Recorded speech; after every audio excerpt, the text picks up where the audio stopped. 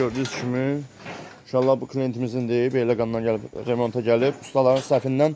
Burada bir dənə ustalar. Demək istəyirəm, bilmişsə, bilmədisə başı soxmayın. Biri 60 mikrofat olmalı, biri 350 mikrofat. İkisini də götürüb motora 60 mikrofat kondensator qoyubsunuz və motoru rabo içindən ayırıbsınız, puskatil qoyubsunuz. Bu nədir? Bu nədir? Qardaş, nə ayırıbsınız? Klientə ziyan vurursunuz. İnşallah biz tutaq sistemini dəyişəcəyik, motor üçün dəyişik eləyəcəyik və bu da fazamızdır, bunda da dəyişiklər eləyəcəyik. Buradan buna pres tüy gedir, bax. Pres tüy gedir, buradan da tükürür. İnşallah burada remonta gəlib, Beyləqandan bunu da düzəldəcəyik. Remont eləyəcəyik.